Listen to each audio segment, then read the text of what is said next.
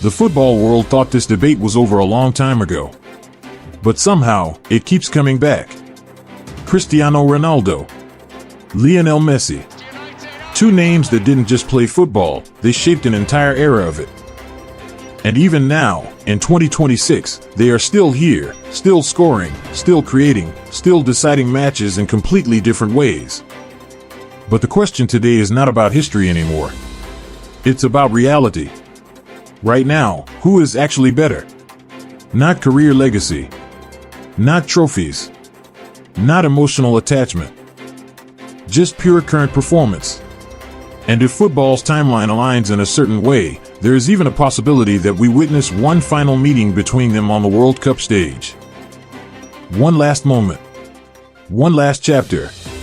So to understand this properly, we break everything down: goals, assists, efficiency, creativity, influence, physical condition, and impact under pressure.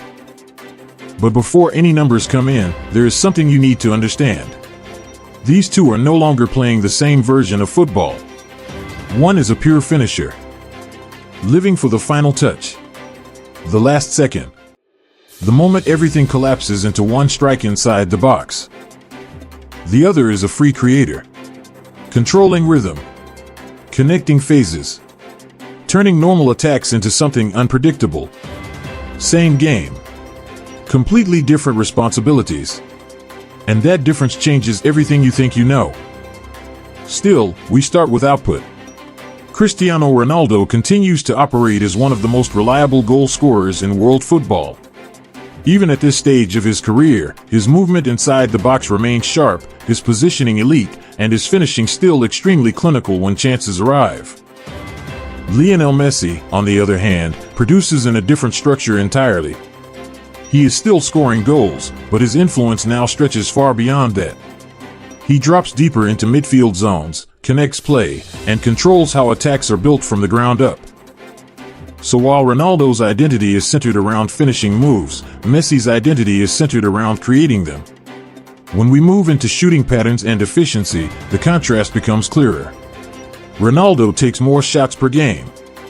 That has always been his style: high volume, constant pressure, always looking for the decisive strike.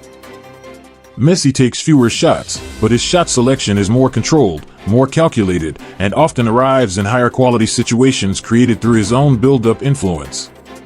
Then we move into creativity. And here, the gap starts to open. Ronaldo's creative involvement is limited by role. His main task is not to build attacks, but to finish them. Messi, however, is deeply involved in creation. He produces key passes, breaks defensive lines, and consistently generates chances that didn't exist seconds earlier. And when dribbling enters the comparison, the difference becomes even more visible. Ronaldo no longer relies on dribbling as a primary tool. His focus is positioning, timing, and execution. Messi still uses dribbling as a weapon to manipulate entire defensive structures. One movement can force multiple defenders to react, creating space everywhere else. So at this point, the comparison splits into two identities. One player dominates final execution. The other dominates total involvement. Ronaldo is direct impact. Messi is systemic control. And this is where the debate becomes deeper than numbers. Because football is not only about what you do on the ball. It is about what happens to the entire game because of you. Ronaldo changes games in decisive moments. Messi changes games continuously. One is explosive. The other is constant. And as we move deeper into influence, leadership, and control of tempo, the difference becomes even more layered. Now we move into the part where numbers stop telling the full story, and influence becomes everything. Because at this level, football is no longer just about scoring or assisting. It is about control. And control is where the debate starts to shift in unexpected ways. When we look at chance creation, the contrast becomes sharp. Ronaldo's involvement is still highly focused. He stays close to goal, waits for the final action, and delivers in moments where precision matters most. But Messi operates differently. He doesn't wait for chances, he builds them. From deep positions, from tight spaces, from situations where most players would simply recycle possession. He turns them into attacking opportunities. And that's where his creative numbers naturally separate from almost everyone else. More key passes. More chance creation. More involvement in build-up sequences. Not just finishing actions, but shaping entire attacks. Then comes dribbling under pressure. Ronaldo's role no longer depends on being multiple defenders. His game is optimized around positioning and final execution. Messi, however, still carries the ball in congested areas, draws defenders toward him, and creates space by forcing reactions rather than waiting for them. One touch can shift the entire defensive structure.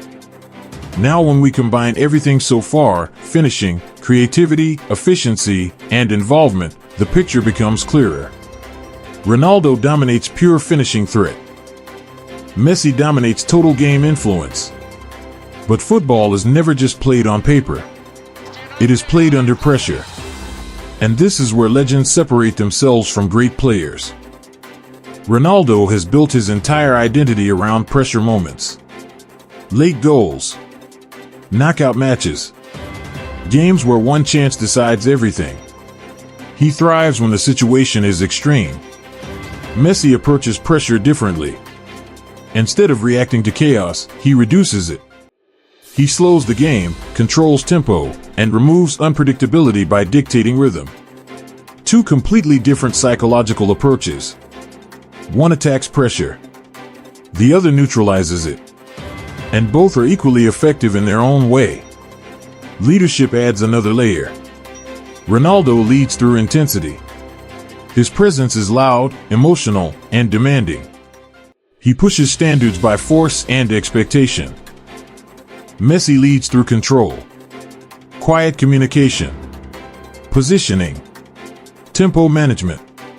He doesn't need to shout to influence structure. Both leadership styles produce results, but they shape teams differently. Now we reach physical condition. Ronaldo continues to maintain elite athletic performance even at this stage of his career. His availability is high, his strength remains remarkable, and his physical consistency is rare for his age group in elite football. Messi, on the other hand, is managed more carefully. His minutes are controlled, his workload is optimized, and his focus is on maximum efficiency rather than maximum duration. So the trade-off becomes simple. Ronaldo offers durability and constant availability. Messi offers efficiency and high impact per action. And when everything is combined, output, creativity, influence, leadership, and physical reality, the gap between them is not about superiority. It is about interpretation. Because depending on what you value, the answer changes. If you value direct finishing and physical dominance inside the box, Ronaldo still stands as one of the greatest to ever do it. If you value total involvement, creativity, and control of the entire match rhythm, Messi remains unmatched in that dimension. And that is why this debate never truly ends. Because they are not solving the same problem. They are playing two different versions of greatness. And if football really gives us one final moment between them at the 2026 World Cup, it will not be about comparison anymore. It will be about witnessing the end of an era that defined modern football. And when that moment arrives, every statistic, every argument, every ranking will fade away. Only the game will remain.